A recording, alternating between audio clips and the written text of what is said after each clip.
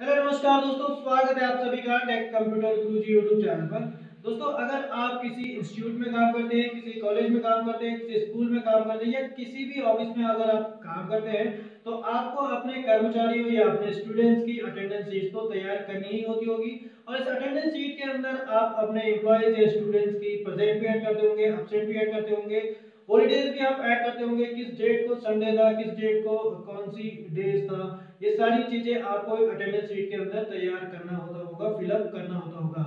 दोस्तों, ये जो काम है काफी रिस्पांसिबिलिटी वाला है और काफी हेक्टिक वर्क है। तो ये जो अटेंडेंस शीट है आप अपने माइक्रोसॉफ्ट एक्सेल में भी तैयार कर सकते हैं। तो इस वीडियो में मैं आप लोगों को बताने वाला हूं कि कैसे आप माइक्रोसॉफ्ट एक्सेल की मदद से आसानी से ऑटोमेटिकली एक अटेंडेंस शीट तैयार कर सकते हैं। इस अटेंडेंस शीट के अंदर आप आसानी से प्रेजेंस भी ऐड कर सकते हैं, एब्सेंट भी ऐड कर सकते हैं और हॉलीडे भी ऐड कर सकते हैं। इस अटेंडेंस शीट के अंदर आपके कितने भी स्टूडेंट्स हो या कितने भी एम्प्लॉयज हो, सभी का आप आसानी से प्रेजेंस, एब्सेंट और हॉलीडेज निकाल सकते हैं। तो फ्रेंड्स, वीडियो में लास्ट तक बने रहिए, वीडियो को बीच में स्किप ना करें और वीडियो पे लाइक और कमेंट जरूर करें। तो फ्रेंड्स, वीडियो को स्टार्ट करने से पहले मेरा आप सभी से निवेदन है कि अगर आप लोगों ने मेरा चैनल सब्सक्राइब नहीं किया है तो प्लीज चैनल को सब्सक्राइब कर ले एंड बेल आइकन को जरूर प्रेस करें ताकि आप लोगों को मेरे वीडियोस की नोटिफिकेशन मिलते रहे। तो फ्रेंड्स, मैं हूं Sarjeet Pandit and let's start the video. दोस्तों, मैंने माइक्रोसॉफ्ट एक्सेल ओपन कर लिया है और अब जान लेते हैं कि कैसे एमएस एक्सेल में अटेंडेंस शीट को क्रिएट किया जाता है या फिर अटेंडेंस शीट को तैयार किया जाता है। तो हम सबसे पहले यहाँ पे लिखेंगे अटेंडेंस शीट। तो यहाँ पे लिख देते हैं हम अटेंडेंस शीट ऑफ एम्प्लॉयज। तो अगर आप एम्प्लॉयज की अटेंडेंस शीट बना रहे हैं तो आप एम्प्लॉयज लिखेंगे, और अगर आप किसी स्टूडेंट्स की सीट्स बना रहे हैं अटेंडेंस शीट तो आप अटेंडेंस शीट ऑफ स्टूडेंट लिखेंगे। तो मैं अटेंडेंस शीट ऑफ एम्प्लॉयज लिख देता हूँ। ओके, उसके बाद मैं उस एकेडमी का नाम लिख लूँगा जहाँ पर ये वर्कर्स काम करते हैं, किसी स्कूल का या कॉलेज का। तो मैं फॉर एग्जांपल आपके लिए ऐसे ही एग्जांपल के तौर पे डाल देता हूँ ABC school, sorry ABC college कर देते हैं इसे। ओके, तो एक कॉलेज का नाम यहाँ पे आ गया है। अब मैं यहाँ पे लिखूंगा सीरियल नंबर।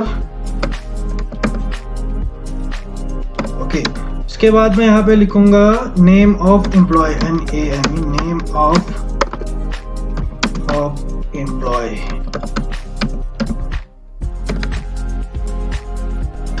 अब यहाँ पे मैं मंथ का नाम डाल दूंगा, जिस मंथ का मुझे अटेंडेंस शीट बनाना है। तो मैं यहाँ पे डाल देता हूँ मंथ जून 2022। ओके, इसे मैं थोड़ा सा सही कर देता हूँ। तो इसे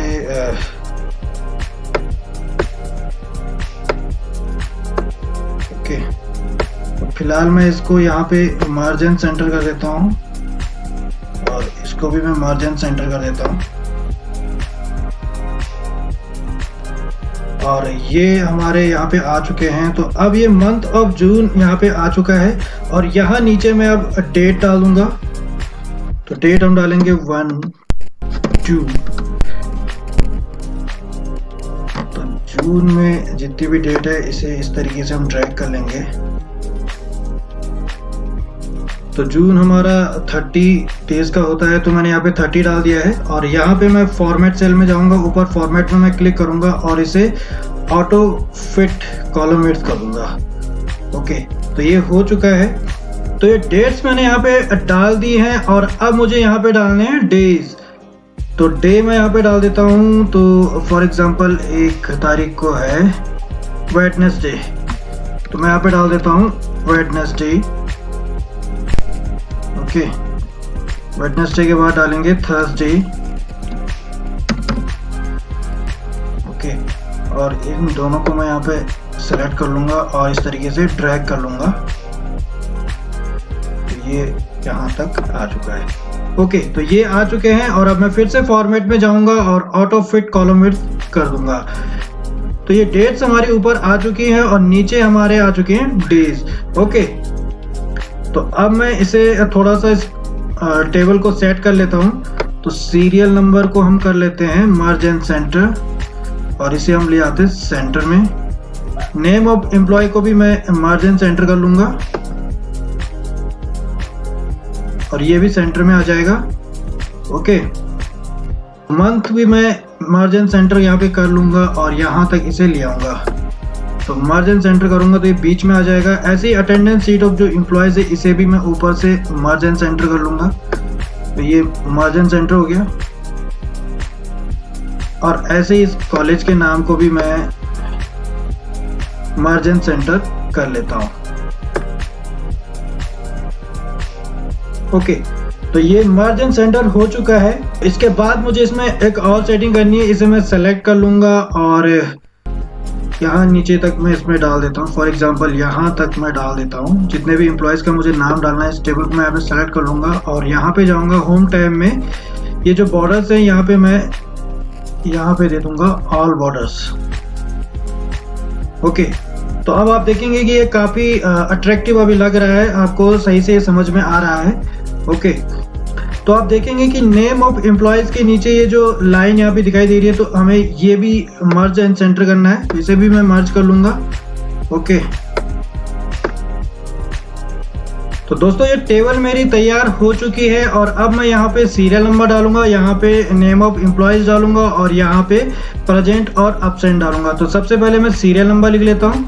फॉर एग्जांपल 1, नीचे करूंगा 2। ओके, और इनको मैं सेलेक्ट कर लूंगा और इस तरीके से नीचे ड्रैग कर लेते हैं। ओके, और इसे मैं सेंटर में ले आता हूँ।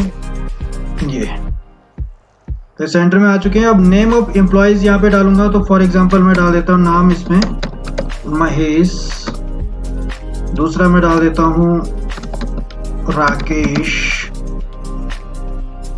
ओके, तो ये नेम ऑफ एम्प्लॉयज मैंने यहाँ पे डाल दिए हैं। ओके दोस्तों, ये टेबल हमारी तैयार हो चुकी है और यहाँ पर हमने सीरियल नंबर ऐड कर दिया है, नेम ऑफ एम्प्लॉयज यहाँ पे ऐड कर दिए हैं, सारे एम्प्लॉयज के नाम मैंने यहाँ पे डाल दिए हैं। आप देखेंगे कि मंथ भी यहाँ पे डाल दिया है हमने, डेट्स भी यहाँ पे डाल दिए हैं और डेज भी हमने यहाँ पे डाल दिए हैं। अब हमें यहाँ डालना है कि किस डेट को कौन सा एम्प्लॉय प्रेजेंट था, कौन सा एम्प्लॉय एब्सेंट था और किस डेट को हॉलीडे था। तो ये सारी चीजें हमें यहाँ पे डिटेल में मेंशन करनी होंगी।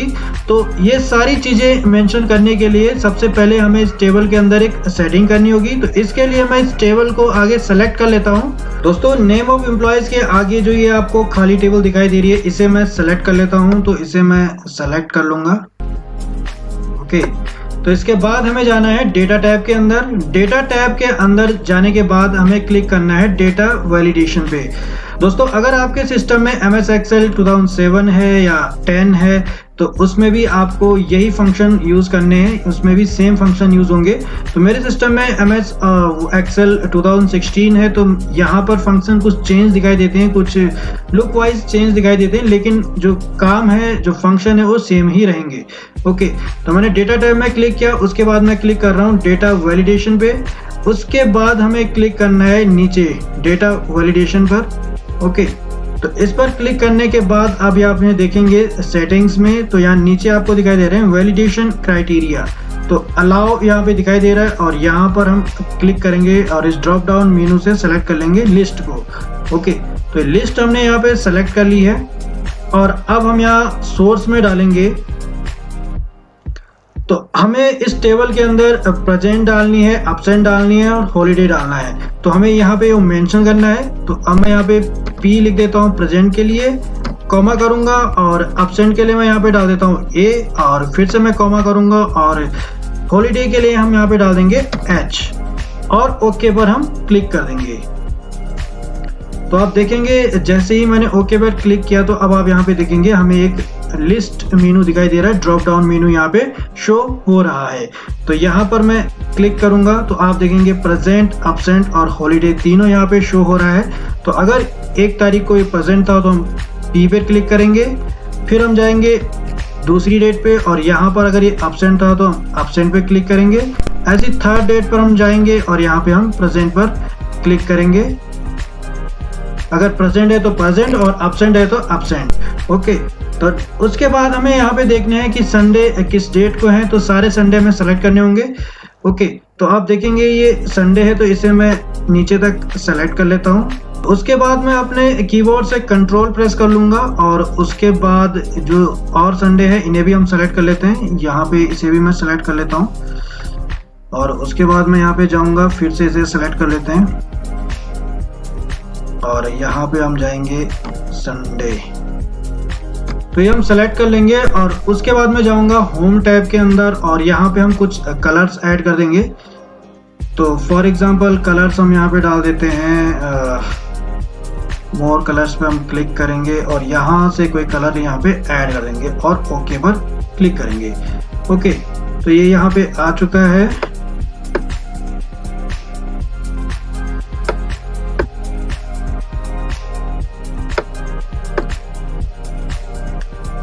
तो दोस्तों इस शीट के अंदर अब आप देखेंगे कि इस शीट के अंदर जितने भी संडे हैं वो सारे मैंने कलर कर दिए हैं। तो ये अब यहाँ पे शो करेंगे कि यहाँ पे भी संडे है, ये संडे यहाँ पे शो कर रहा है। तो अब हम यहाँ पे इस टेबल को फिलअप कर लेते हैं, एम्प्लॉयज़ की अटेंडेंस यहाँ पे लगा देते हैं, प्रेजेंट एब्सेंट लगा देते हैं। तो दोस्तों इस तरीके से आपको यहाँ पे एब्सेंट और प्रेजेंट यहाँ पे ऐड करनी है। P आपका प्रेजेंट के लिए हो जाएगा और A आपका एब्सेंट के लिए हो जाएगा और H आपका हो जाता है हॉलीडे के लिए। दोस्तों तो अटेंडेंस शीट के अंदर एम्प्लॉयज़ के आगे जो प्रेजेंट थी वो मैंने ऐड कर दिए, एब्सेंट भी ऐड कर दिए और हॉलीडे भी मैंने यहाँ पे ऐड कर दिए हैं। तो सारे एम्प्लॉयज़ के आगे हमने ऐड कर दिए, कौन सी डेट को कौन एम्प्लॉय प्रेजेंट था, एब्सेंट था और हॉलीडे थी, ये सारी चीज़ें मैंने यहाँ पे ऐड कर दिए हैं। तो अब हमें आगे कॉलम तैयार करना है कि कौन सा एम्प्लॉय इस महीने कितने दिन वो प्रेजेंट रहा, कितने दिन वो एब्सेंट रहा और कितने दिन इस महीने हॉलीडे थी। तो ये तीनों चीज़ें हमें यहाँ पे ऐड करनी है। सभी एम्प्लॉयज़ की हमें यहाँ पे प्रेजेंट, एब्सेंट और हॉलीडेज ऐड करना है। तो मैं यहाँ पे डाल दूंगा टोटल प्रेजेंट, यहाँ पे हम डालेंगे टोटल प्रेजेंट। ओके, तो टोटल प्रेजेंट यहाँ पे हो गया। उसके बाद हम यहाँ पे डालेंगे टोटल एब्सेंट। टोटल एब्सेंट हो गया और डालेंगे यहाँ पे टोटल हॉलीडे।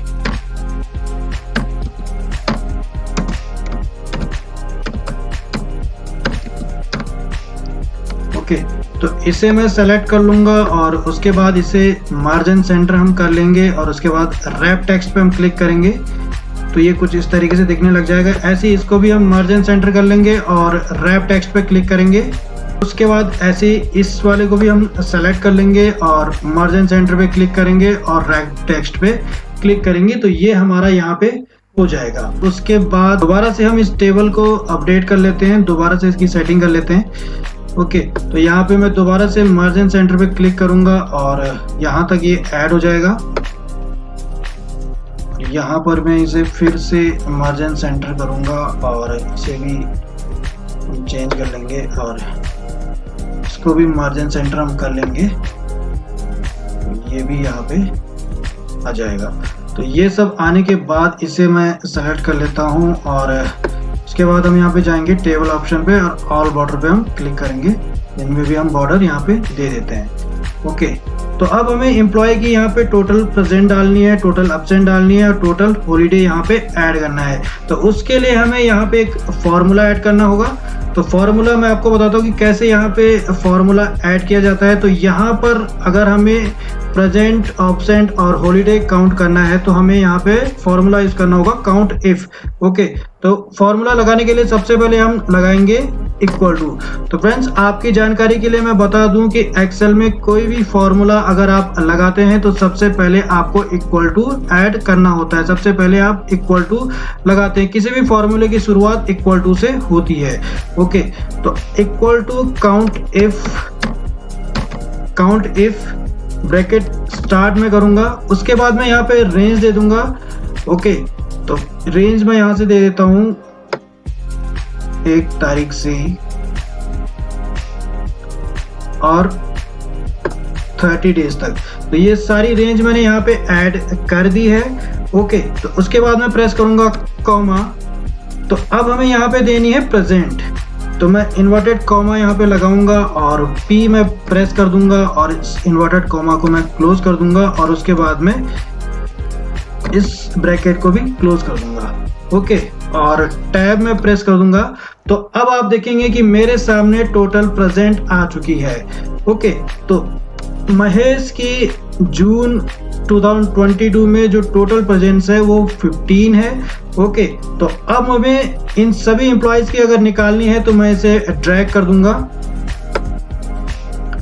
ओके, तो इसको जैसे ही मैं नीचे ड्रैग करूंगा तो अब आप देखेंगे सारे एम्प्लॉयज की यहाँ पे प्रेजेंट आ चुकी है। ओके, तो किसी की 15 है तो किसी की 13 है, तो ये प्रेजेंट यहाँ पे आ चुकी है और इसे मैं सेंटर में ले आता हूँ।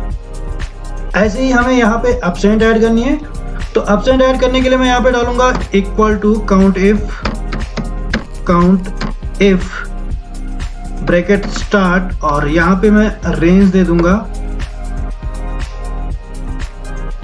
1 से लेके 30 डेट तक। ओके, तो कॉमा में प्रेस करूंगा और इन्वर्टेड कॉमा में यहाँ पे लगाऊंगा और इन्वर्टेड कॉमा के अंदर मैं लिखूंगा ए, क्योंकि ए फॉर एब्सेंट।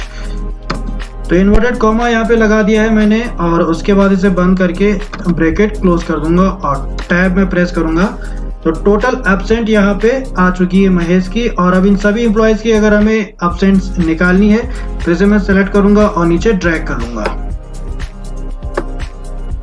तो आप देखेंगे कि एम्प्लॉयज की एब्सेंट भी यहाँ पे आ चुकी है। और अब मुझे निकालना है यहाँ पे टोटल हॉलीडे। तो हॉलीडे के लिए भी ऐसे ही सेम फॉर्मूला यहाँ पे लगेगा equal to count if. Okay, equal to count if bracket start और यहाँ पे मैं रेंज दे दूंगा। तो रेंज मैंने यहाँ पे ऐड कर दी है, कॉमा में प्रेस करूंगा, उसके बाद इन्वर्टेड कॉमा लगाऊंगा और एच में प्रेस करूंगा और इन्वर्टेड कॉमा में क्लोज कर लूंगा और ब्रैकेट में क्लोज कर लेता हूँ और टैब में प्रेस कर लेता हूँ। तो यहाँ पे टोटल हॉलीडे भी आ जाते हैं और इसे मैं नीचे ड्रैग कर लूंगा तो टोटल हॉलीडे भी यहाँ पे आ चुके हैं और इन्हें मैं बीच में ले आता हूँ, ये सेंटर में आ जाएंगे।